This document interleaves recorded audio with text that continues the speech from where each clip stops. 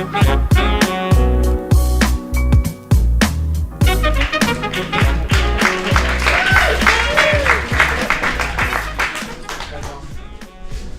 you, Moody. So my name is Justin, and this panel is going to be about smart cities. So I'm sure many of you have heard of this term. We talk about it in our classes a lot. There are many different definitions of smart cities. So hopefully we will get to some clarification on the issue as we move into this panel. But first, I want to give a brief introduction of all of our panelists. I have to apologize at the outset. You all are so accomplished and have done so much that I have to give a very, very abbreviated version of your bios. So please forgive me. Our first panelist that I'd like to introduce is Arel Amran. Arel is the manager of Third Sector Capital Partners, which is a nonprofit consulting firm accelerating America's transition to a performance-driven social sector. Third Sector collaborates closely with governments, social services providers, funders, and impact investors to tie social services delivery to outcomes. Based out of San Francisco, Arel is currently leading Third Sector's engagement with LA County's Department of Mental Health, fundamentally transforming the way that the county delivers 168 million plus of annual mental health services to almost 20,000 plus individuals with mental illness, who may also be experiencing homelessness, justice involvement, or frequent users of emergency services. Our second panelist is Matthew Magno, CEO of Joppa. Matthew helped co-found Joppa, which is a software company focused on smart parking. Currently, Joppa has partnered with the transportation services at UC Davis, Siemens, PaySafe Group, and is now moving into public street parking. 2 years ago, Matthew co-founded Plasma, an accelerator program geared towards UC Davis undergrad entrepreneurs. Third panelist is Dee Prasad. Dee Prasad is the Director of Partnerships in the Office of Civic Innovation in the city of San Francisco. She oversees public-private partnership programs, including Civic Bridge, which recruits private sector professionals to volunteer to work alongside government employees on critical city issues, and Startup in Residence, which fosters partnerships with early-stage tech companies to solve civic problems. And finally, I'd like to introduce David Ernst. David is the founder and CEO of Liquid US. Liquid's mission is to create smarter and less corrupt governance with liquid democracy.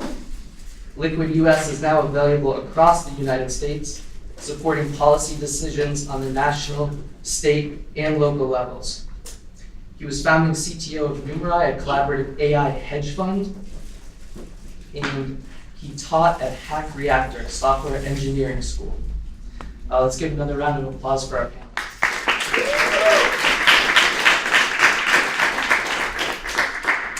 Okay, so first, to start us off, could each of you please explain what it is you do in your careers and your work related to smart cities, or more broadly, if you like, and then provide how you think of smart cities. What is your definition of it?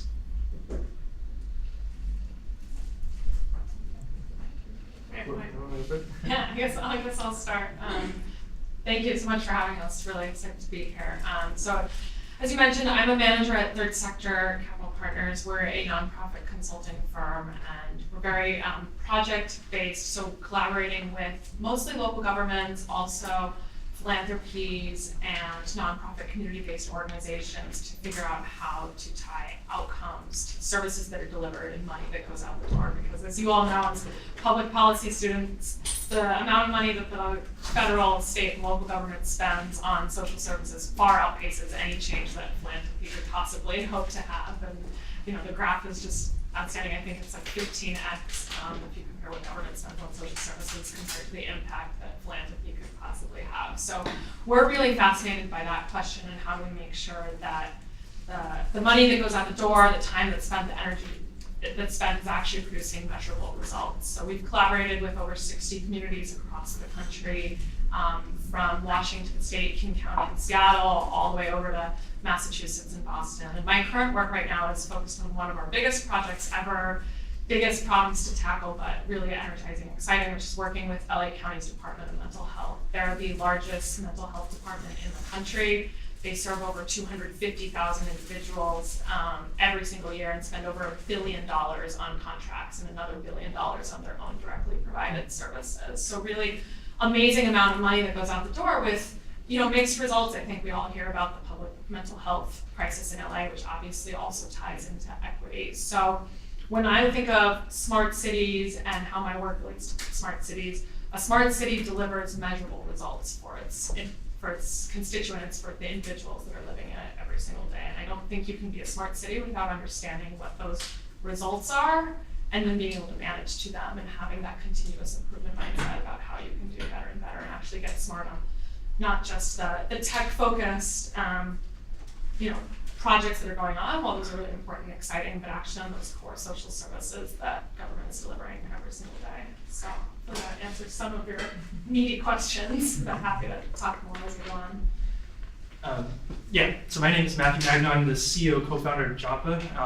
We are pretty much in the middle of smart cities. What we do is we deliver real-time parking availability, not only to drivers on the mobile app, but we take care of the parking management too. So we would kind of look at parking as a whole problem, and we take care of the whole circle of parking. So basically, you can at the places we're installed at, currently use Berkeley, some places in Davis as well in Sacramento. But you could use our mobile app just to find parking spaces and know exactly if they're open or available. You don't have to waste time circling parking lots, getting stressed out anymore. And even, we help with lowering the emissions of running cars as well. And then we collect all this data and analytics from cars. We put sensors on every parking space so we know when a car gets there, for how long, where it's at, and then when it leaves. So now we aggregate this data and then deliver it to the cities and the parking lot management so they can make smarter decisions like surge pricing or having turnover more efficiently within the cities. And it just saves time, lowers the amount of traffic too, because there's a lot of traffic just due to parking. We have some big partnerships that is with Siemens. We're doing all the smart cities with Siemens too. So this is a really cool subject to get into, and I'm excited to talk more about it. Yeah, thank you. Deep Prasad, and as Justin shared, working with the city, so a whole intersection of where we see smart cities in our work. My portfolio partnership programs are really designed to empower our city departments to deliver programs and services in a way that's more responsive to the needs of residents. And I think smart cities should echo that. I think any program, any sort of design for a city should really ultimately be for responsive needs to residents and to folks who live there and grow families there and have children and grow older, sort of like the full spectrum. So equity is a big piece of that for me. Through our work at Civic Bridge, we bring in pro bono talent to work with departments to help them understand how to move their work forward through a portfolio of different types of projects. And then through STIR, our Startup in Residence program, it's been designed and has now scaled nationally as a way for startups to come and co-create solutions with departments. And I think that for me is really meaningful and sort of my philosophy on smart cities, which is it's co-creation. It's not designing for someone and then selling it to them. And it's not a department writing a 10-page RFP telling a technology company exactly what to do. It's them sitting down together and working back and forth to co-create solutions. And that's what we do through STIR, and that's also sort of the work that we do with Civic Bridge. So I think my lens is much more around how do you start those conversations, those dialogues, that validation, sort of that user testing philosophy to design programs and services that meet the needs of the folks that live in those communities. Great. Thank you, everybody. Again, my name is David Ernst. I'm the CEO of Liquid US. And we are building an online digital platform to help people understand the legislative process, understand policy questions that are being debated in our legislatures right now, the various arguments in favor and in opposition. And then we make it really easy for regular citizens and advocacy organizations and other activists to make sure that their voices are being heard and getting their messages to elected officials and legislators. And we're just trying to make the entire legislative process a lot easier, a lot more transparent, a lot more accountable, and bringing these ideas to kind of modernizing a lot of the civic engagement process for our modern world and how much has changed so much lately. So to bring it back to your question about smart cities, exactly like you're talking about, Dee, I think it's about being responsive, understanding what are the problems that various members of the community are facing, and being able to react to that and having a process to push things forward and hash out what are potential solutions. Great, thank you. So now I'd like to ask, tie this panel back to our last panel on urban equity. Do you think smart cities technology is improving or will improve equity in cities? Or could it actually increase inequalities? And what can be done to ensure that new technologies or new innovative processes in government are used to improve outcomes for all? I can speak to that. We get this question a lot because everything we're doing is digital. We use smartphones, we always demo smartphones, we can use desktop computers as well. And so a lot of people say, doesn't this disenfranchise people without access to smartphones, without access to technology? And that's a great question. Of course, we always want to make things as easy and accessible as possible. And there definitely is a risk there for sure. And if the process requires everyone to be connected all the time, that is leaving a lot of people out and leaving different groups out that currently are more represented relatively in the process. We always like to think of things relative to how they are now. So right now we'll have a lot of public hearings, or there will be a lot of public hearings in City Hall, for example. And how many people really can make it to a town hall at 2 p.m. on a Thursday? The attendance rates at a lot of these things are sometimes not really a sign for a lot of optimism. And it's not because of anyone's malintent, I hope, but just because it's hard to get there. And so we hope that we're making things more accessible. There's definitely questions there, but it's a really important question to be asking and continue to improve upon.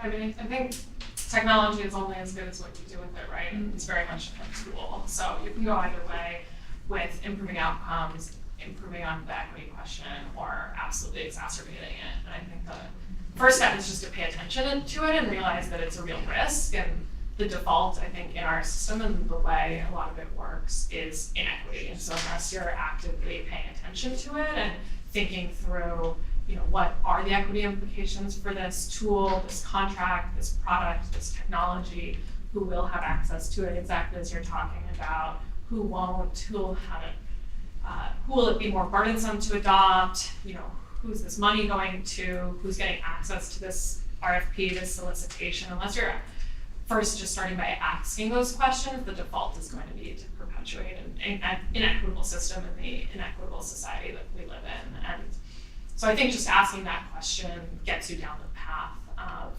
figuring out then what to do and how to make a difference or how to adjust and ensure that you can raise up the voices of those who might not always have voice in society or whose outcomes might be worse because of systemic racism and discrimination in our system. So you have to start by asking that question. I don't think there's a guarantee either way, but I hope that you can at least pay attention to how the technology is being used or how the tool is being used. Yeah, I think this is an important thing to pay attention to. There's these populations, not only in San Francisco, but everywhere is so diverse. They have different socioeconomic, differences. And if we don't pay attention to everyone, and if not everyone is transparent, then we might have a big divide between even the rich, the poor, even among races too. So I think in terms of smart cities, we have to really pay attention to everyone and everyone's problems and what they need and what value you can bring to them, because if we put more technology into the rich, the poor will suffer really, really bad, and vice versa as well. So I think equity within technology and smart cities is a very important task, and it's a challenge that's yet to be overcome too. Yeah, this is a really important question. So with San Francisco, we've actually spent a good portion of the last year on what we call the emerging technology workforce. It was a group that one of our supervisors asked us to pull together to talk about this, to think about the sort of the oncoming of all of these emerging technologies. Micro mobility is probably the most recent one that you see in cities. So the emergence of scooters and bikes and everything else that's sort of downstream, and then all the things that we don't know of yet, right? And so we went through sort of process to think about what would that look like for the city, what can we do? And a lot of what we heard from the public forums was the conversations need to happen often and early, and both in the city side and the technology side. I know a lot of you are in public policy or public administration. How many of you are thinking of working for government after you graduate? It's a good portion of you. How many of you are thinking going sort of the tech route or anywhere in that space? Okay. I think the role is for this group of leaders to have those conversations no matter where you go. Like, equity shouldn't be the last part of a technology build out. It shouldn't be like, okay, now how do we make this equitable?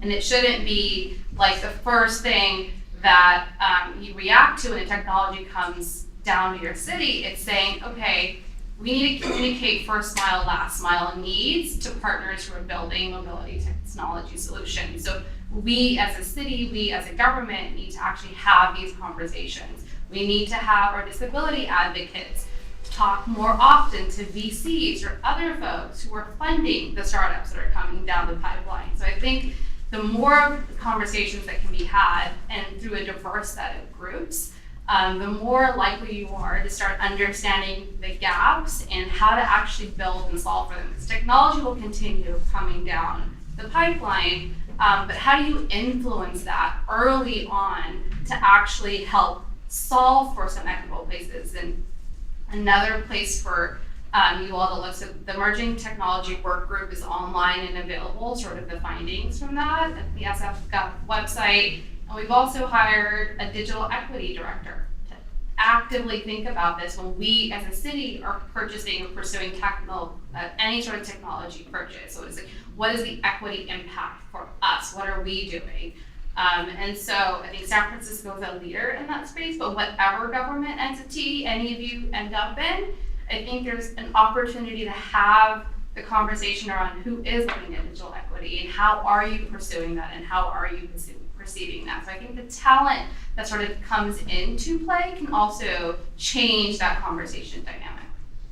That definitely resonates with what we're doing in LA and making sure that as you make these huge changes to how systems have worked for years and years, that you're doing it exactly as you said from the start with communities and not to communities, and that you're building those partnerships from the start for both reasons of equity and to make sure that the system is successful and works for everyone, and that you're not designing it for half the population and that the other half doesn't have organ reduction and make outcomes actually worse down the line. So that definitely resonates with the way we think about building those partnerships from the start. And then the other thing that I'll add is, this just reminded me as you were talking, Matthew, about equity for all. I think it's really important to keep looking at disaggregated data and to make sure that you're not just looking at the sum total, the average, and is it moving in the right direction, but that as you look at every single group, that you're disaggregating it by a number of different factors, whether it's race, socioeconomic factors, different geographies, and that holistic view is actually taken by continually disaggregating outcomes or data or whatever you're looking at by those measures and by those demographics.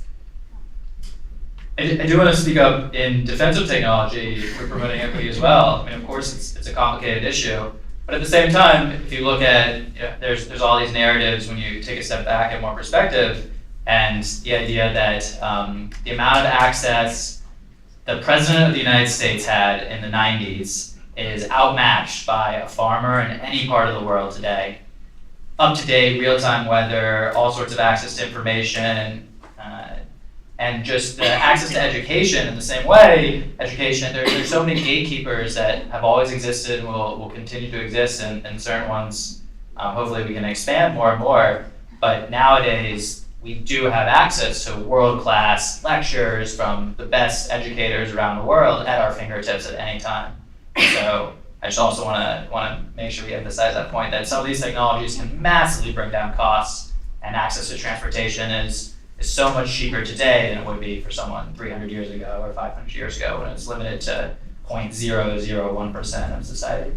And then I think the question is, what do you do with that information? It sounds like you're really thinking a lot about that problem, like how do you provide those easier forums for people to actually act on that information in ways that they couldn't traditionally, which is exciting. And I think that's, it's all about providing them that forum for action. Yeah, who's employing the technology? I mean, there are some stories going on. I don't know how closely everybody's paying attention to this, but there are these stories going on in other parts of the world, in China now, where there are facial recognition systems for every single camera across the entire country. So no matter where you go, it's identifying who you are, and the explanation is that it's to prevent crime, which in some cases it is, but who has access to that information is a very important question. There's information asymmetries going on there. So. Okay, great. How does your organization, agency, or company help define what it means for San Francisco to be a smart city? And could you also, within this question, please address what kind of partnerships exist or are you a part of that make a smart city system successful? Well, I can talk a little bit about Java. I mean,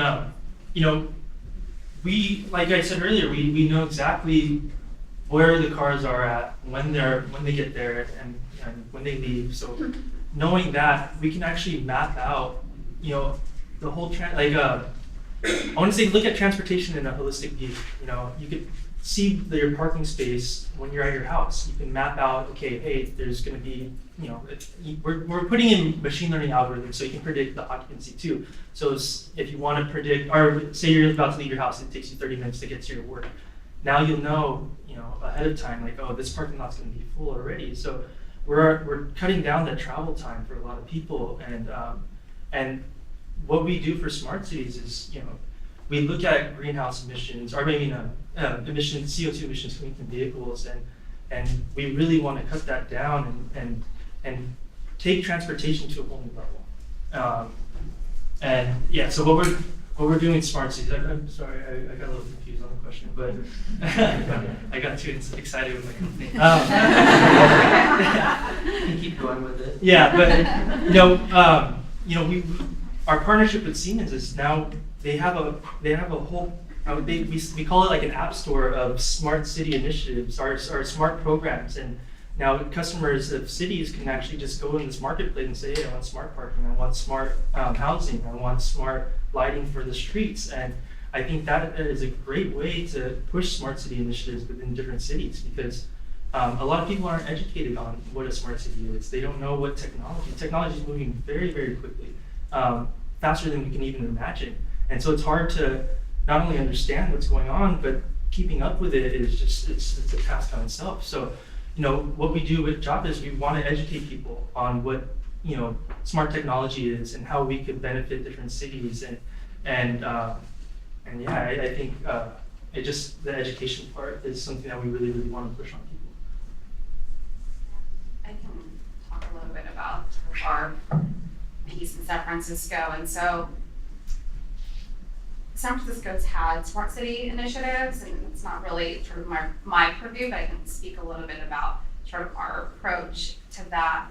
And for our team, there's so much sort of an onslaught of new information constantly, and we get these delegations that it's really funny that come from all across the world, and they think San Francisco, and then they get here and they're like, they're just like Denmark, right? Like everything's digital, like it's everything, like you can fill out, like there's no paper-based forms, or like not exactly, like our departments are still catching up with the brand of San Francisco, and the brand of San Francisco is very different than the city of San Francisco. Okay, so those are two different things.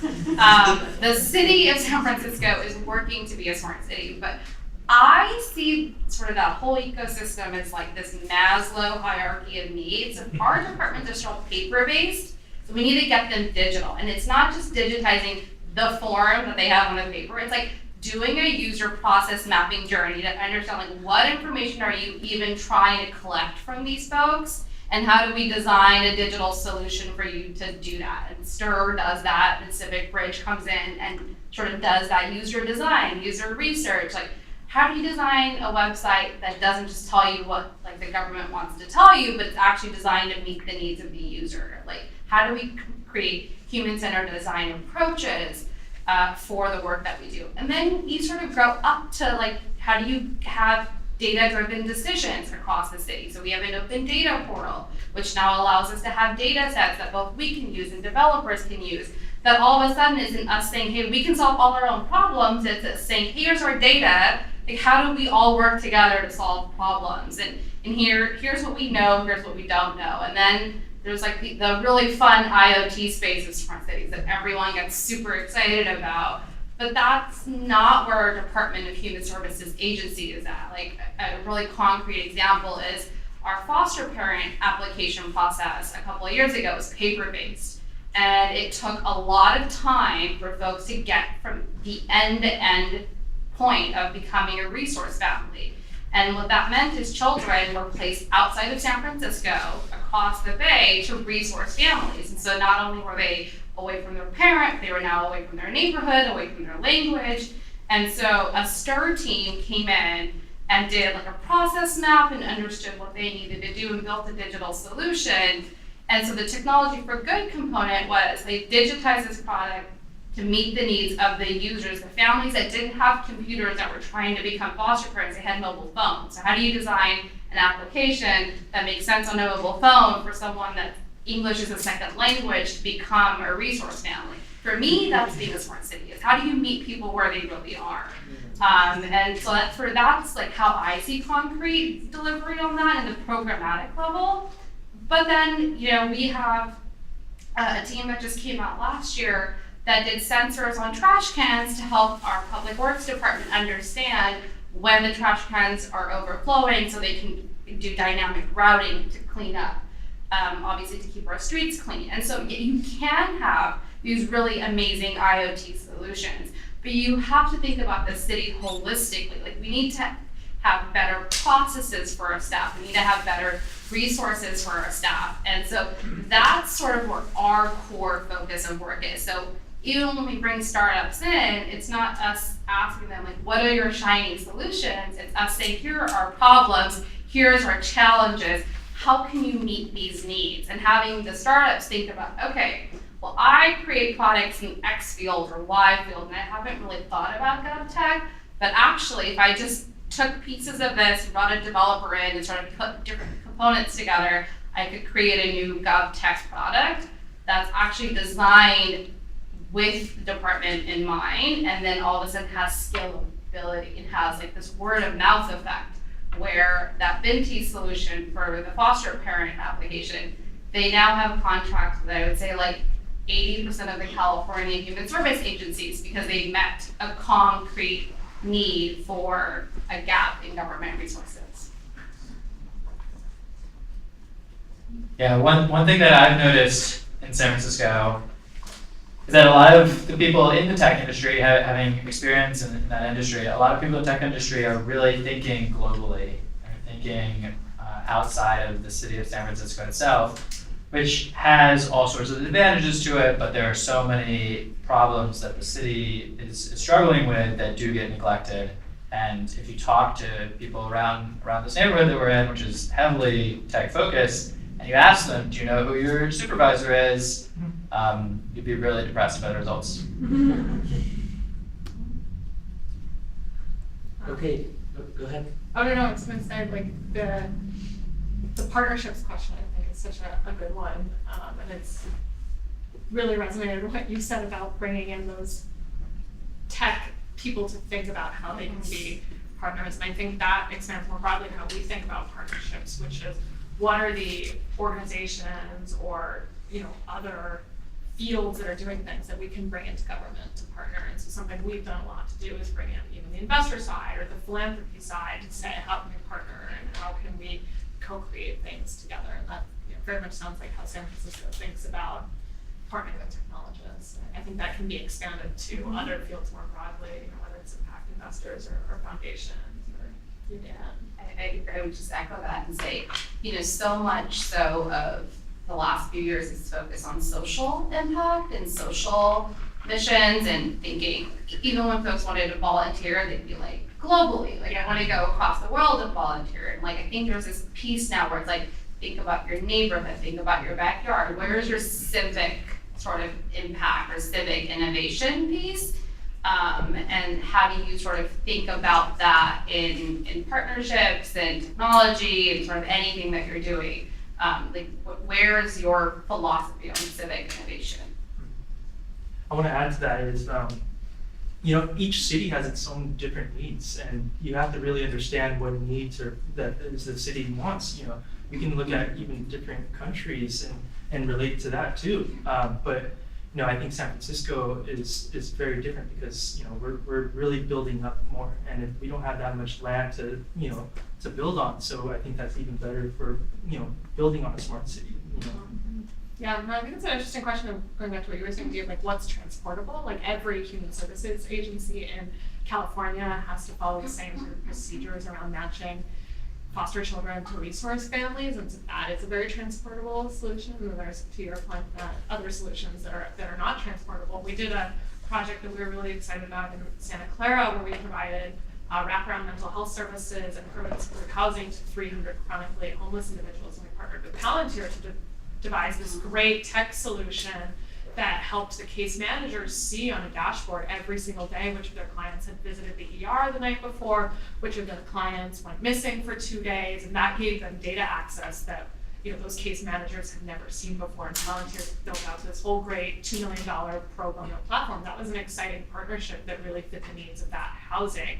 When we looked to take it to different permanent supportive housing sites around the Bay Area and across California, actually the programs were so different, the programs were individualized, that wasn't something that could be transportable. And so it's an interesting question as you build those partnerships and those solutions. There are some things that do really scale across the state, across the country, and there's other things that are so idiosyncratic to the needs of the populations or the exact program that's being provided. There's an interesting trade-off and tension there. Great. So what are some of the risks with implementing new technologies to modernize cities and create smart cities? And what are some ways that you or your organization are working to mitigate these risks? A lot of people hate technology. A lot of people hate their smartphones. A lot of people are very resistant. Why can't I get it in paper? But then you see the flip side as well. Why is it in paper? Why is it on my smartphone? It doesn't exist if it's not on my smartphone. There's such strong preferences. I think there's a lot of risk when we're talking about smart cities and technology.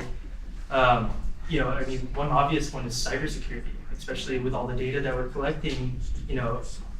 Imagine a university getting a data breach and their security was penetrated, but then think about it on a city level, a city scale level. That's catastrophic. So I think that's one thing that we have to really, really keep in mind of, because it's a huge risk. Another one is, I truly believe, is just the ease of use of technology and how people could adapt to it. Because if technology isn't easy to use, and it's not, it's not easy to use. A lot of elderly people don't know how to use phones still, and we have to accommodate every demographic. And if they can't use it, or it fails, or it's inaccurate, they're going to be deterred from using it, and then they won't trust it anymore. So one thing that we're trying to do at our company is make sure our security is top notch, and then our platform and our mobile app is extremely easy to use. So people will be more trusting of it. Yeah, I don't have a good answer on this one, but I do have just a good anecdote that I think illustrates this tension. Something that we're working on is down in Santa Cruz and their economic development department, human services department, making their welfare to work program, their subsidized employment program for individuals who are receiving welfare more outcomes oriented, and making sure that the case managers who are working with that had a better picture of what was happening to individuals who are employed in this program in the long term. So after they went through this 6-month job training program, did they actually maintain employment? Did their income grow? What happened after they exited? So we're kind of connecting all these different government data sources. We're kind of getting data from the state on people's tax returns. So even if you couldn't get in touch with them, in a couple of years, you could still know if this program had a long-term impact. One thing we talked about was credit scores. There's a lot of financial education, financial literacy that goes on during these 6-month job training programs to actually have an impact on their credit scores. And we had to wrestle with a real trade-off based on all the credit bureau data hacking issues. Is it worth it to try and connect to this data system up with credit scores and get, case managers a better picture of long-term outcomes for participants, which really makes a difference in them understanding how to do their jobs, what services are effective, while putting people's data at risk. And there's not a good answer to that. It's just a tension that we face in our work every single day. And then the other thing I'll recommend to you all is there's a great book on this issue called Automating Inequality, if you've all read it. Nodding heads, okay, so I'm preaching to the choir, but I think that book does a really good job of laying out some of the risks of this and posing some questions to keep in the back of your mind. And it's something that our whole firm read and takes very seriously as sort of a framework to help us think through these challenges. So not a solution, but And I would just echo what the group is shared. Data is the new asset, and so security and safety of that asset, especially for the city's perspective, that's residents' identities and their personal information. And so the more systems that speak to each other, the more vulnerable they are. I think some of the other sort of just explicit risks, there's like these really old legacy systems in city government that are now starting to age out. And so they have this old clunky data, and it's like, how do you not lose that information? How do you find ways to retain that? Everyone's built APIs around everything, but it's like, what do you do with the thing in the middle? How do you actually extract that and make it move forward? Privacy, I would say, is a really big one, especially for the city or San Francisco. It's one of the reasons it's so hard to work with us. But everyone's really sensitive around the type of information that's shared, facial recognition technology. We don't have drones in the city.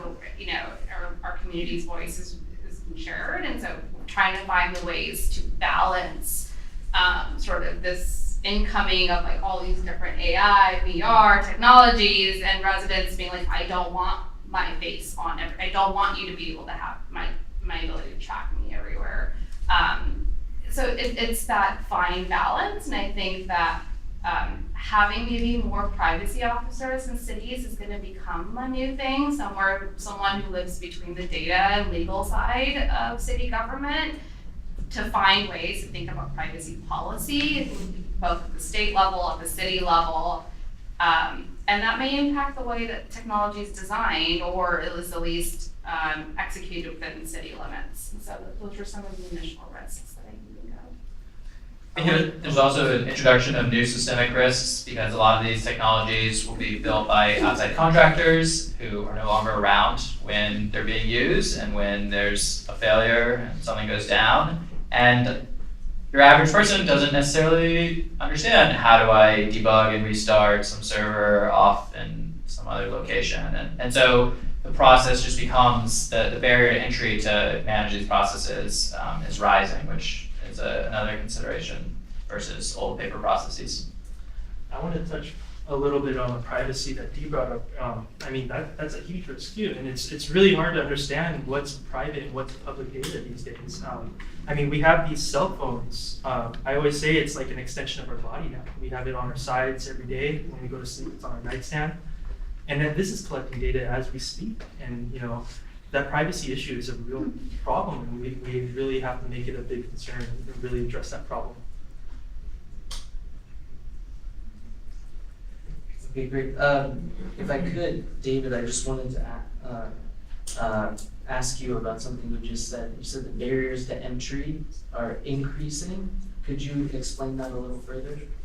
Yeah, just that in elementary school or in early education, we learn reading and writing, and now there's this push for also teaching people computer programming and also understanding how to make the computer do what we want. And so that's a recognition of the fact that these are skills that we're not born with and that we need to be trained upon, and that as more and more of our world is being run by databases and websites and all sorts of digital things that we don't understand, and then the network goes down or Wi-Fi can't connect. For a lot of people, it can be easy to just throw up our hands and say, oh, I hate it, why can't we just go back to the thing that I understand, the thing that I can see very clearly, I know how it works. I think that is a challenge as we move into more and more digital things. And I say that as somebody that loves digital things, builds digital things, fully advocates for them, and encourages everyone to learn how they work at all times. But just be clear-minded about the fact that there are always trade-offs. Great, thank you. Okay, so now I want to talk about climate change. How can smart cities and related civic technologies around them contribute to our efforts to combat climate change? I can speak to this one. I got over here on a Scoot. Do you guys know about the Scoot? Yeah. Scoot is the greatest thing ever. I'm the biggest fan. They're so much fun. They're like mopeds, little two-wheeled scooters that you ride on. You can take them in traffic, they go 30 miles an hour, and they're totally electric. And you just use an app, and you rent it, and they're all over the city, and it's basically comparable to a bus ride, except you have all the flexibility. You don't just have to be on the line.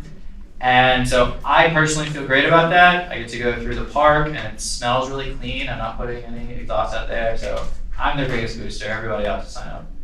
Very big fan of it. Yeah, I would say there's a lot happening in this space. And it's coming from a lot of different places. So there's micro mobility, sort of that piece of it. There's also things like our port and sea level rise, and thinking about how do we plan for that and what does that look like, and sort of that structure. There's thinking about emissions in our transportation department and what does that look like? How do we reach the state's goal for 2045? And so I think it's a mix of these conversations of what exists, what will exist, and how do we plan for that, and how do we plan for the things that will be built, and how do we plan around the things that exist that need more resources. And so I think for where we sit, we do a lot of work through our pro bono program to support departments around immediate needs, and we've actually been in conversations with our port around what are those unmet needs for you? Where can we bring in sort of this brand of San Francisco skilled experts to leverage them in our Department of Environment? And one example is, our Park and Rec department. They're starting to experiment with IoT and sensor technology to understand usage and think about planning and how do you manage the facilitation. So I think the more that we can equip these departments with better resources and BI, business intelligence, to understand the data that they already have too. I think that's sort of the other space is like they collect the data, they have data, but like how do you understand that? How do you actually make better decisions for this climate change arena based on what's already exists? And so I think dashboarding and visualizations are helping departments really think about these things in a much different way that they have in the past. Dee mentioned earlier on a previous question that when she was answering what she thinks a smart city is, it's not just tech. I totally agree with you. It's not just tech. And San Francisco had some amazing initiatives already, pushing towards smart cities. And one thing is that the zero waste program that's supposed to conclude in 2020. I mean, already I have some figures, but I mean, already, with it ending in 2020, already 80% of landfills have been diverted to be more green, and over 300 tons of food scraps are collected per day in San Francisco. I mean, I think these alone doesn't have to do with technology, but that I think that is a definition of a smart city. But we took down the Embarcadero freeway, and we took out car infrastructure there, and replaced it with bike and pedestrian infrastructure. More paths and parks, and that already right there is alleviating a lot of the traffic congestion and the amount of emissions being put on by, driving and then even parking. I'm gonna talk about parking a lot, but yeah, I think that alone is gonna do a lot for climate change, and then building resilience to climate change too, with new, high rises here in the city. That's gonna help out a lot. One thing I'm really excited about is sort of this intersection between the social issues and the climate change and environmental issues.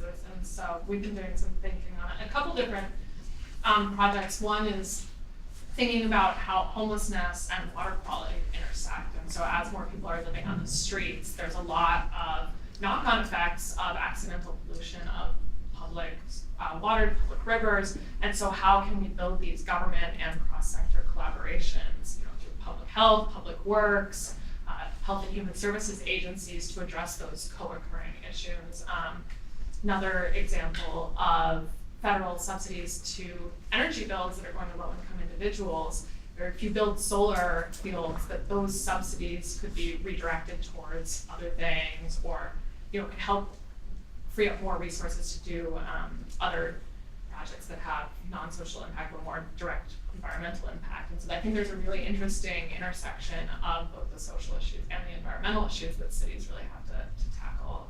And I think one tool in that toolkit that we focus on is, not a very sexy sounding name, but outcomes-based financing. And so how do you move the risk around from government having to take on a lot of projects, won't necessarily work, and how do you share that risk across the investment sector? And so there was a really interesting project done in DC, one of the first environmental impact bonds, where the city received upfront funding from private investors to build a dam, and that investment would be paid back contingent on environmental outcomes being achieved.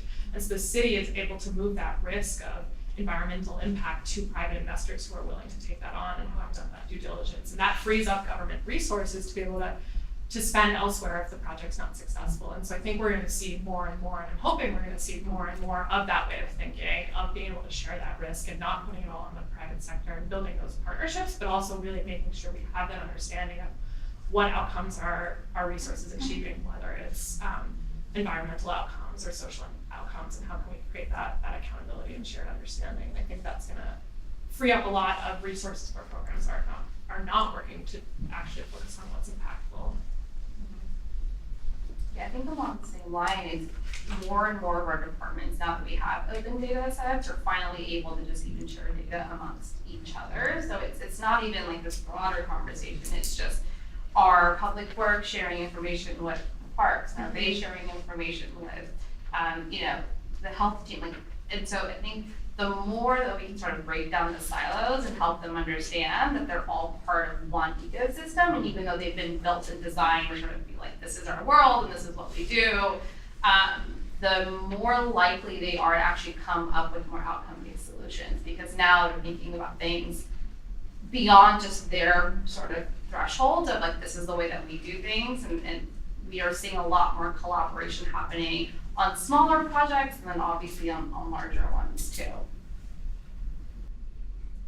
And just to expand one more tidbit to this, not just at the city level, but there's a lot of questions around this, of course, at the national level. And so right now on Liquid US, the Sunrise movement is sort of the main activist group pushing the Green New Deal. And we've been working with them a little bit and getting, helping people to understand some of the details and some of the ideas that are being explained, while also facilitating what the counter arguments are and where people have hesitation. So we definitely want to use, at Liquid, we want to use technology to help people be more informed, and then also make it clear, okay, there is large consensus behind specific policy ideas. Do our legislators understand what their constituents want? And are our legislators being clearly held accountable for enacting the will of the people that voted them into office? And so I think there's a lot that can be done to shift the conversation on the policy level as well. Dee, I want to follow up with you on something you mentioned. You mentioned this difficulty of sharing data between agencies. And I believe that was brought up in the last panel, if I'm not mistaken, as well. It's kind of a complaint, for lack of a better word, that you hear pretty often, there's obviously a problem with data sharing within government. So I'm curious, what are the major barriers there? And is it just technology that's going to solve that problem, or is there something else there? I think that's a really interesting question and an important one. And I think it's something that is folks at both the city, state, and federal level wrestle with, because there's obviously this desire to share more information. And so some of that is just data is collected in these really clunky, isolated formats. And if we can figure out how to sort of create data architecture for them to be collected in more complementary formats, we can solve for some of those things, and you're starting to see that.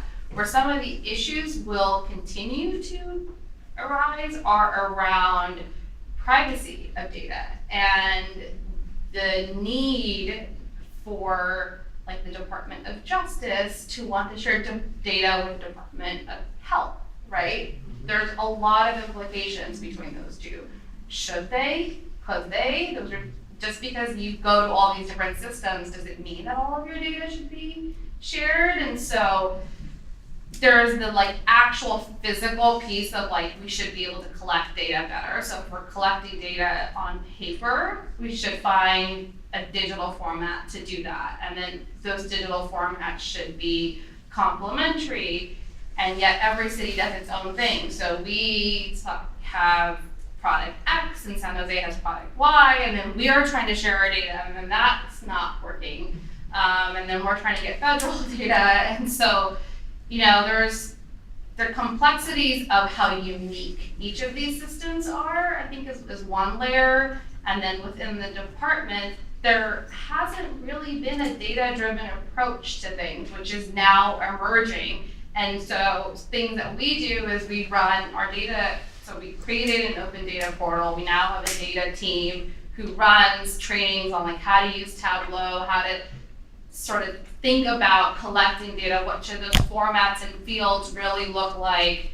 We're bringing in user researchers to help inform and mostly empower staff to think about things differently. We have a lot of human-centered design experts sort of embedded within departments who are their own innovators and are thinking about service delivery in a new way. And so you're starting to see at the ground level them wanting to collect data so it's more transferable, right? So if there's a one system in San Francisco, which now allows sort of wraparound support for mental health and homelessness all in one place, but there are still other layers of systems that you can't connect to. And so one of the challenges with technology is going to be, now that everything's not on paper, it doesn't mean that it's all now on the same thing. Like everyone's adopted their own thing. And so how do you then make all of those systems speak together? I mean, it was easier when every city just got Microsoft and they all had Microsoft Word and like that's what everyone used and everyone had Excel spreadsheets and that was good. And just copy and paste and like, that's not the case anymore, right? So now there's all these different players, which is good, but it's just as complex. And so every time you see a new technology trend emerge, there's like 4 or 5 players within each of them. And so I think there should be more regional and statewide conversations around data standards, data architecture standards. There should be more conversations around who are the partners that like regionally you're all signed up for? What are the values? Should we all maybe try as a region lean towards adopting similar systems that can speak to each other around data sets that are easy to share? And then have folks brought into government. I'm a big advocate for like bringing talented folks that help us think about solutions in a different way around those privacy concerns and sort of and those technical concerns around like there's all these different data stacks, there's all these different technology stacks, there's security risks, there's data risks. Like it is a much more complicated system, even though the government's seen as as a system overall, is much more complicated now than it has ever been. And yet, there are still some of the original underlying issues of silos within government. You just have different technologies within those silos now. And so I think we need to think a little bit more at a meta level. And it's also, who are you electing into public office? Do they have any of these sort of things in mind? Do they have any understanding? If not, like, is there anyone on their team that is a data or technology expert? Like, who are we electing into office, and what kind of policies are they putting forward to make some of these things more standardized? Like, the governor has created a digital services team. He's actually thinking about sort of these things as part of his initial run.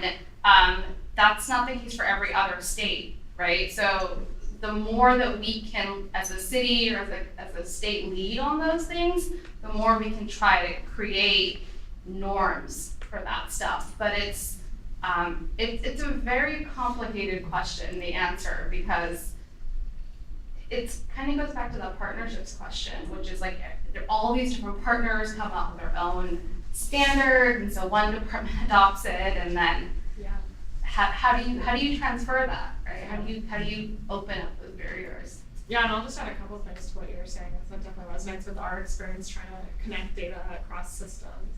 There's another trend in government is one-way flows of information. So contracted social services providers are mandated to report something back to a local social services agency, which is mandated to report something up to the state and the feds, and no one's ever getting that data back. And so where I think that question is really interesting is actually there is data sharing, but it's not two-way, it's not circular, it's not conversational, and it's not actionable. And so how do we move from one-way flows of information to two-way flows? And then another thing is, as you were talking, and I think we started to talk about this before the panel started, but that question of risk aversion and political will and a fear-based culture, and there's real legal and privacy concerns, and I don't want to dismiss those, but where are we catching ourselves up in a culture of fear or a unwillingness to, push the envelope? And that's definitely something I've seen in my work down in LA County, where there's been a ton of lawsuits over these things, and those should be paid attention to, but it shouldn't stop us from moving forward. And so I think that there is a culture change aspect, as we started to touch on too, to just how do we even think about these things in bureaucracy, regardless of which administration is in office, and how we think about collaboration as the default rather than protectiveness as the default.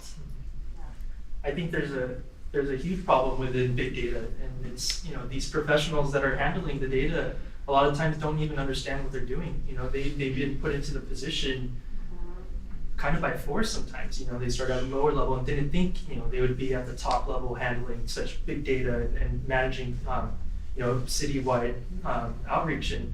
And I feel like we definitely need to get people that are passionate, understand what they're doing, and know like what they can do with the data and what value they can bring with it, because I feel like there's a disconnect there. Okay, great. Okay, we've been kind of flirting with this topic, but I think we should dive right into it. Big data, AI, other new technological developments bring up serious concerns about privacy, ethics, and civil liberties. Many believe that this is behind growing mistrust between citizens or between residents and government institutions. Do you agree with these concerns, and how can the technologies actually be used to rebuild trust between governments and constituents? There's a lot on this. AI, artificial intelligence, it's I feel like it was a catchphrase back in, for the Cold War, and then there's so many different definitions to it. And with data today, like it goes back to just understanding it. And I feel like we should have local governments and these big tech industries and giants out here really influence people. They're huge influencers. They have millions and millions of people watching them all the time. They should be pushing more on educating people on what AI is and what big data is, because I'm heavily indebted into it. I know exactly what it is, but I guarantee 90% of the population doesn't even know what a smart city is or what data is. And I think that's really hard because going back to adopting different technologies, if you don't understand it, you're going to be less susceptible to even use it. So I think, educating people on what AI is, it's definitely a problem, and we have to really focus on it, but I don't think people should be scared of it. I think we should embrace it. Technology's coming, it's changing really fast, and we have to really understand what's happening. Yeah, I think there's sort of two factors to building that constituent trust, as there are these privacy concerns. One is transparency and one is communication. And it's, just talking about this fear-based culture, I think that has implications for how government communicates with citizens. And I think as much as it's exciting that, cities like San Francisco are doing this open data initiative, I think there's still a long way to go in being transparent and being accessible. Like you were talking about earlier, David, about, when are the policy forums happening and when are the town hall forums happening? And so I think there's, a level of transparency that we're starting to get to, and that there's still a lot of work to be done. And I think that goes a long way to building trust. And then, not to beat a dead horse, but I think everyone on this panel sort of feels the same way, that communication should happen from the start. And who are you involving in that conversation? And making sure that you're bringing constituents in, users of services, providers of services in from the very start. It's something that I think we've hammered on a lot, but if you want to talk about building trust in a system, I think that's the way to do it. There's sort of no other one.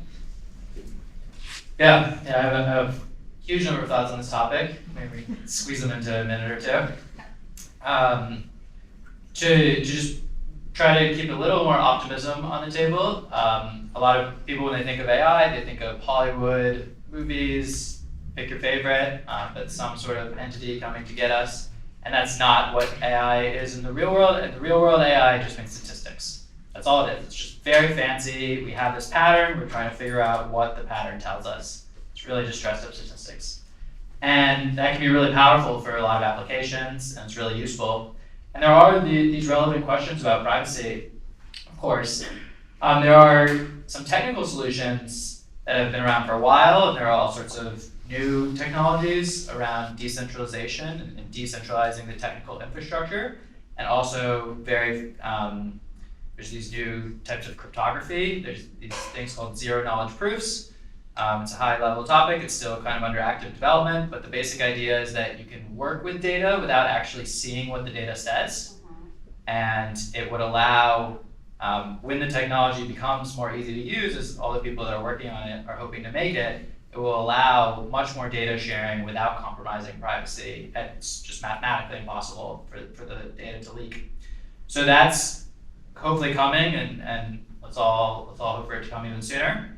At the same time, there are legal tools. There's legal protections. Very simply, Freedom of Information Act requests, so that we can see what sort of data is being compiled upon us. Luckily, that system's really strong in America. And then as well, there's this new California privacy bill statewide that's really pretty exciting. It's a landmark bill for America. It's inspired in many ways by the GDPR legislation in Europe, which also is doing all sorts of cool things. And that has these legal ideas of you're always entitled to know what is about you. You can ask at any time for a full disclosure of all the data about you in your record, which is really valuable just to help people be informed about what data is being collected and understanding what's going on better. There's also this idea about the right to be forgotten, which is a little bit more, it's more complicated, but the basic idea is if you want, you can say, forget me, and private companies are required to delete all data about you. This doesn't apply to governments for a number of obvious reasons you can imagine, but it does apply to private companies. And yeah, so I think there is a lot of cause for optimism. We should definitely continue having these conversations, but privacy is a human right, and we should all be fighting for it at all times. Yeah, I would actually echo a lot of what David just said. Like, I think the thing with any new technology is everyone either thinks it's all or nothing, right? It's not all or nothing. You need to iterate. You actually need to test and pilot out some of these options. And I think there could be a lot of benefits, but because of the risk aversion, it's like you get these policies where it's like, nothing's happening in my city, no one touches it, we're just gonna be obsolete until everyone else tests it out. But the goal is to actually be a tester of that for yourself, for your own residents, for your own systems. And so through STIR, we've had a few different projects come through. One of them right now is trying to use AI to, in real time, identify the language that is being spoken during a 911 call. Because the way that it works now is a non-English native speaker calls in, and the operator is a human and is just trying to identify the language because they have interpreters. They're like, is this Mandarin? Is this Korean? Is this Punjabi? Is this Indian? Is in the language, right? So you have to actually figure out what language they're speaking. And that is time that is critical during an emergency call. So what if there was a way for AI to just identify the language? This speaker is speaking X language. And then that operator sees that whole process happen and then gets them to the interpreter in under a minute or under 30 seconds. Could that change something? I think it could. I think that could be that completely change the way things are done for our departments of emergency management. So in those systems, I think it's important to iterate. So how are they doing it now? They're not using live calls. They're using a batch of pre-recorded conversations to put it through their machine learning system to understand, can they find an algorithm that does this? Can we get a proof of concept? We've had through STIR, a lot of different sensor technologies come in. We had a group in San Leandro who actually has fiber. They're one of the few cities in the region that has that. And they wanted to find a way to make better decisions around their park programming. And so what they did is they brought in a company that used third-party data, so software and technology, to understand just the heat map, how many people are physically present in this area. And now they're able to redesign where they deliver programs and park services. And the parks and everything from how often you clean the parks based on heat maps of how many bodies are in the parks. They don't care who you are in terms of privacy. They just want to know how many physical bodies are in this area. And so there are a lot of really good implications. There's also the ability to use blockchain as a government technology. San Leandro was actually the one that put out a challenge saying, what if there was just one ID for all the various San Leandro systems? So whether you wanted to pay your water bill or whatever service, we would come up with this sort of closed-ended system to enable that. So I think there's a lot of room to test these things out and not be so afraid of them. Obviously, there's privacy concerns and those are valid and need to be fleshed out. But as government and municipalities, we need to test some of this stuff out because it's coming whether we want to accept it today or tomorrow. It's sort of in the pipeline, and we need to find ways to make it work and to deliver better services to our residents. I think AI is, like you said, it's coming. We have it, it's either we embrace it or we don't. But there's so many benefits if you think about the trade-offs with AI. Compared to the risk factor. From government having faster response times to natural disasters with real-time data, and just to mobility, knowing the traffic lights. If citizens can know the traffic in real time, transportation would be a lot better. But we can't be afraid of it at all. And I just wanted to add to yours, or agree with you. It's coming for sure. And I would just add that I think in conjunction to that, we need to make smart policy decisions, right? Because all of that goes hand in hand. And so I think we should know where our representatives are. We should find ways to go to those conversations because that's the balance between actually it going from an idea to being part of the ecosystem. Okay, great, thank you. I want to now address transportation technologies and the private versus the public sector here. So we see increasingly private innovations disrupting transportation and competing with public provision of transportation. whether you have Uber versus the bus, the boring company versus subways, privatization of parking, and so on, to give a few examples. Where should we draw the lines between public goods and private innovation with transportation? I want to think first before I talk. I have a lot to say about transportation, but if anyone wants to go first. I mean, it's always a partnership, right? So the buses themselves are built by private companies. The government is acquiring this good and wanting to make it available to everybody, and so they contract out to private companies. And so in general, innovation, like the Boring Company that you mentioned, is a wonderful thing. And the city of LA is working with the Boring Company to build cheaper tunnels so that we can have much faster transportation. I would love to be able to get between San Francisco and LA in 90 minutes or whatever the promise is supposed to be. Of course, we want to make these things as accessible for everyone, and let's keep fighting for it. And I guess I would liken it to the postal service, right? Like we have the USPS that guarantees mail to every single person's home. It doesn't stop FedEx, DHL, UPS from adding on top of that. I think there's a lot that can be done to improve USPS, but where can we find ways to make sure that there's innovation and competition on top of some basic guarantee of accessibility? Would be one way to think about it. Yeah, I think that's a great example, a great model, and I agree. I think that it's finding ways to have shared economies and sort of shared space for this, because there will always be room for private sector innovation, and then there's sort of the government's ability to deliver services. I think the ratio of who does what may change, right, as more mobility options are on the table.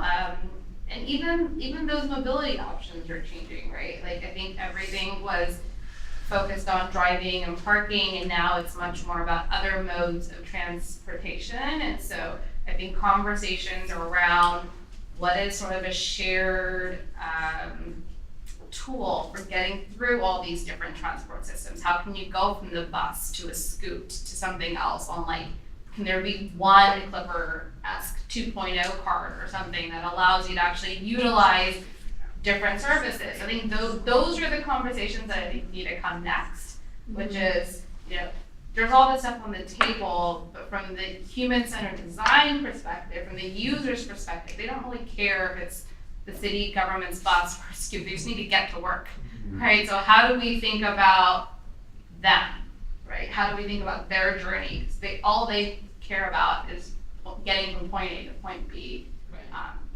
Yeah, I think that's right. And I'm to push back on what I just said. How can we make sure that more people have access to those private sector solutions where they do make sense? So for people who are receiving transportation subsidies, how could something like a Clipper 2.0 enable them to use it on private sector modes of transportation that makes sense? Yeah. So that's another area of partnership. Go figure. Yeah, it was actually a business idea, but I think, the BART system, there's no universal payment system for public transportation here. If we can build a Clipper 2.0 on a mobile app, and then you can use it when you go onto the buses and everywhere. I think a holistic view of transportation and cohesiveness between private and public, it should be pushed further. I don't think there should be a divide, honestly. I mean, there's always going to be a divide, but if we can all work together and bring value to citizens and the whole economy, I think that's the best outcome. Great, thank you. I think this will be my last question, and then hopefully we'll have time for some audience Q&A. So finally, there are many international cities, such as Seoul and Singapore, that are widely recognized as the most advanced smart cities, right? So what are your opinions regarding Bay Area cities working or partnering with international businesses or governments to generate new ideas for smart city technology or civic innovations? In general, it's a great thing. We should all be learning from each other as much as possible. The more people trying out new things and learning the ways in which it doesn't work and how we can improve it, the better. We all benefit from that. so we do. We have some, through the city of San Francisco, we have ongoing collaborations and conversations. I think my caveat is, they've built new cities. So when you're building something from scratch, it's much easier to design it to be as pretty as possible. When you have something like a New York or an LA or a San Francisco, you have to think completely differently around how do you now embed sort of better solutions into existing infrastructure. And I think there could be a lot of lessons learned from other larger cities that are facing similar hurdles. And I think the Dubais and Singapores and others are amazing leaders in that space. But I almost feel like London or some of the other ones that are sort of like, we have all this old existing infrastructure and now we're trying to embed new, smarter solutions. Here's how we approach that. Here's our best practices. Here's our lessons learned. Here's where we failed, and have the opportunities to be like, okay, this didn't work for us. How can we share that so you don't have to keep making those same mistakes? I think the more of those type of conversations that we can have, the more we can expedite some of these iterations and solutions.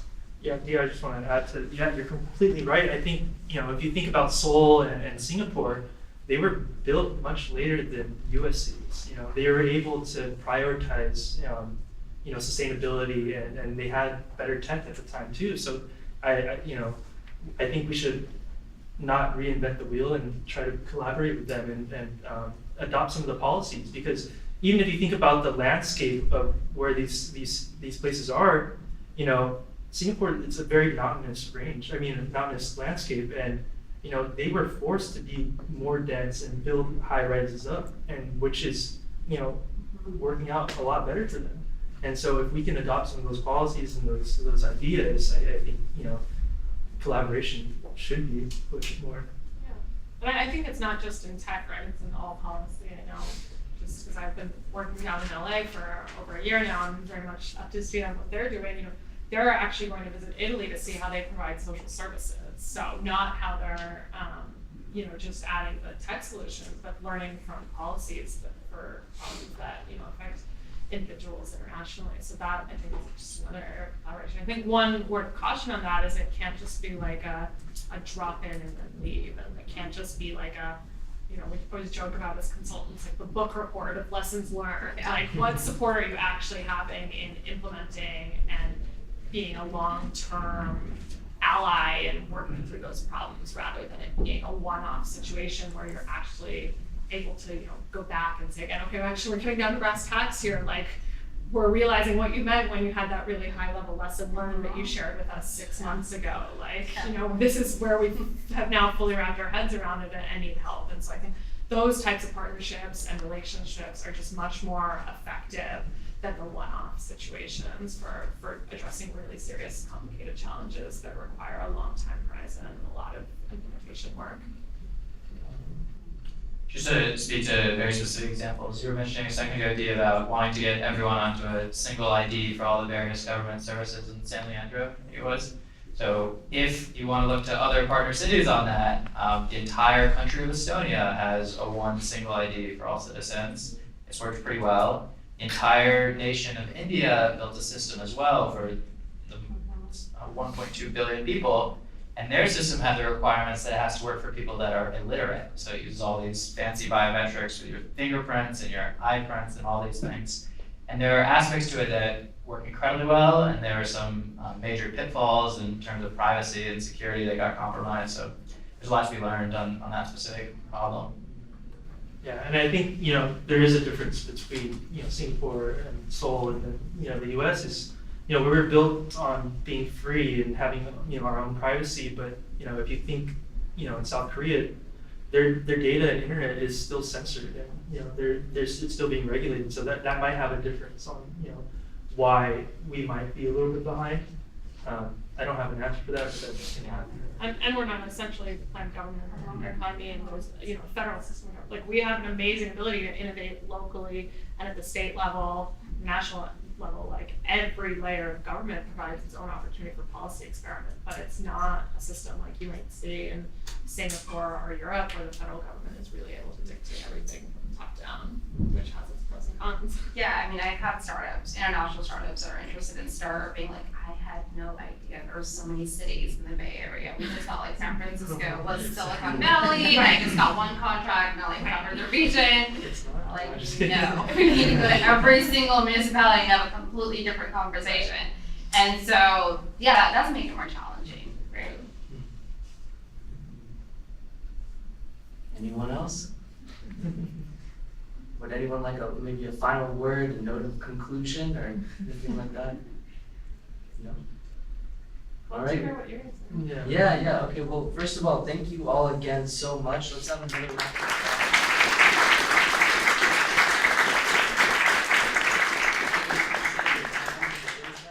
And I think we have some gifts for you that we're gonna give out.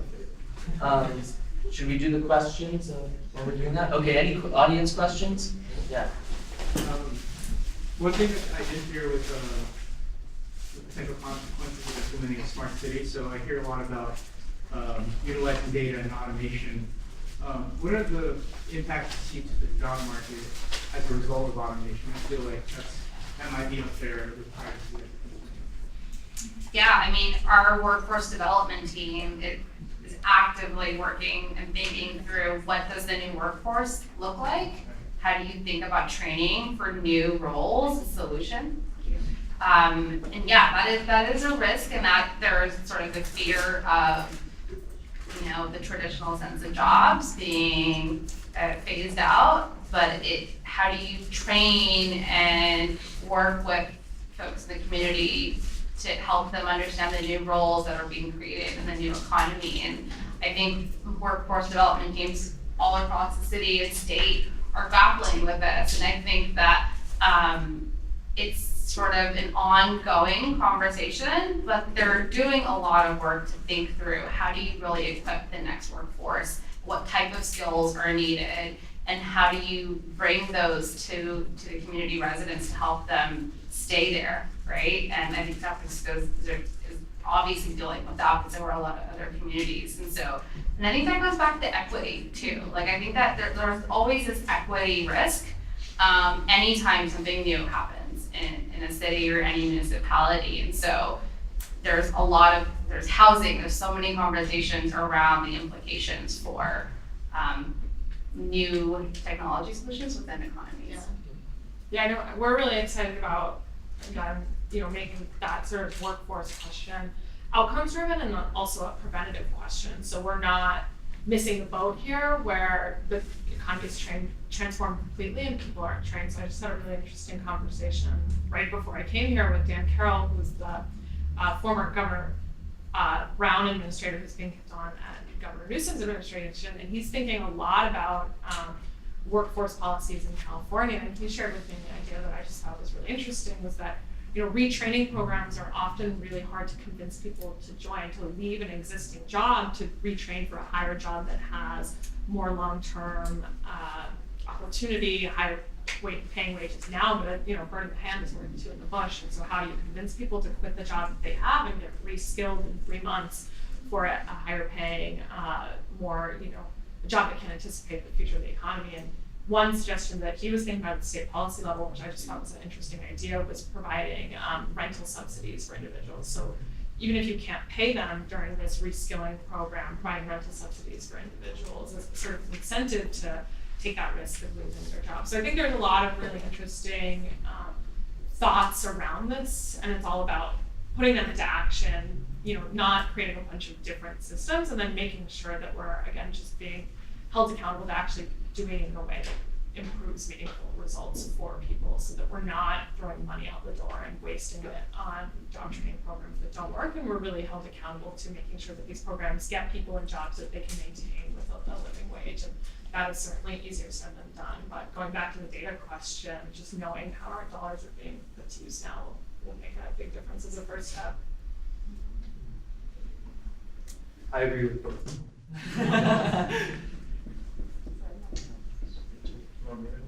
Thank you all for what you have shared with us. My question is about innovation centers, specifically as they apply to the public sector. So we see a lot of major cities, including San Francisco, Vallejo here, and also LA. A lot of these major cities have innovation centers which they're hoping to provide innovative solutions to the constituents that these cities serve. When you also both, or the panels highlighted the old technology that these government systems are also using as well. So can you just, perhaps if you do have information, talk about, is that conversation being had about how these older sectors are now leveraging the work that innovation centers are doing? And if there's any type of like regulation to standardize the work that's coming out, given that the innovation center is 10 years, right, that's in existence, at least in California. Is that a conversation that's being had at all in the work that you're doing? Yeah, I think that the conversations are being had, and I think that, so Startup in Residence is a great example of that. So it started off as an idea within San Francisco, it scaled to the region. I think they've now grown nationally to 30 plus city partners. And so all those city partners are also talking to each other, and the startups in that ecosystem have access to what all the other startups are overcoming and what legacy systems they're all dealing with. So I think there's an education component coming to that. There aren't standards that are coming out of that. There's conversations around what exists and how to work around that, and how some APIs have been built to support that, but there aren't really the standard-based conversations, at least at a broader level, maybe individually, that are happening. And so the innovation centers are more designed to be forward-thinking and forecasting and sort of looking ahead. But yeah, there's room to sort of look back and think about, okay, how do you bridge what's coming with what exists, and how do you create iterative solutions that brings everyone forward, versus just building around this defunct technology, but not actually thinking about what to do with the defunct technology in the middle. So I hope that answers your question. Yeah, I think we've seen very similar things in our work, that there's not standards, but offices like yours, offices of strategic integration, offices of private partnerships can be really helpful in bringing those collaborators into the fold and hearing what they have to say, and I think then growing the region and the regional perspective. So not necessarily standardizing across the country, but how can you start to expand that vision, go from a city of San Francisco to the Bay Area or statewide. And I think that's what we might see more and more of, not standards, but sort of growing understanding of these ecosystems and collaboration within that ecosystem.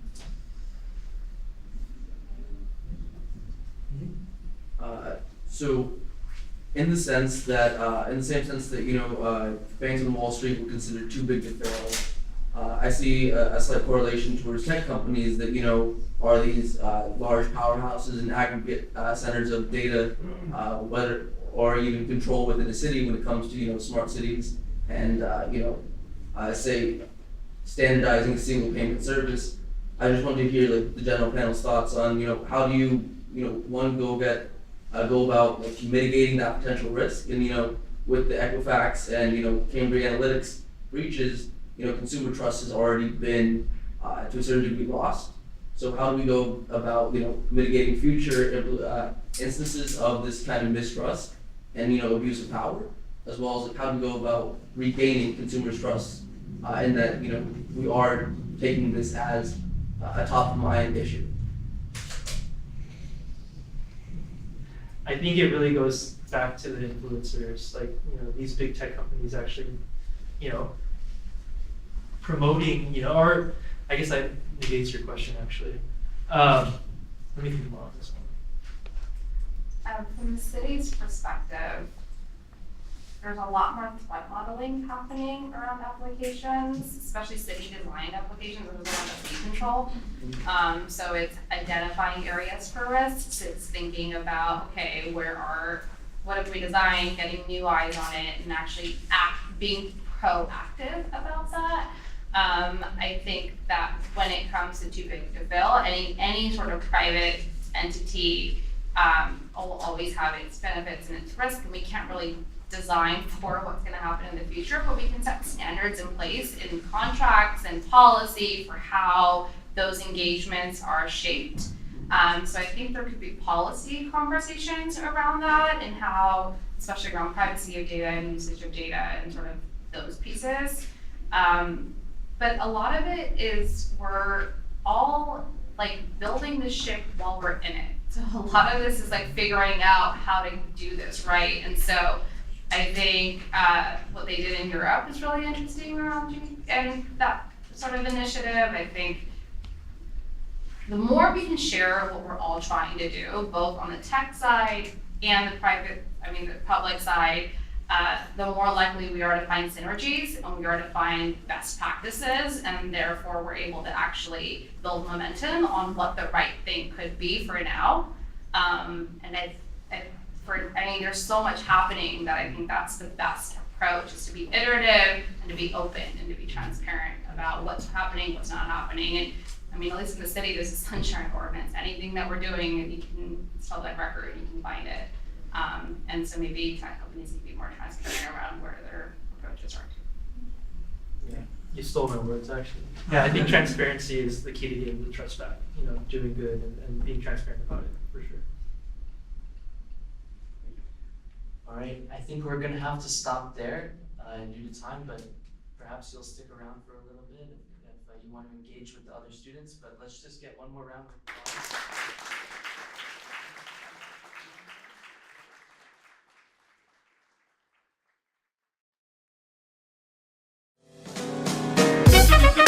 applause.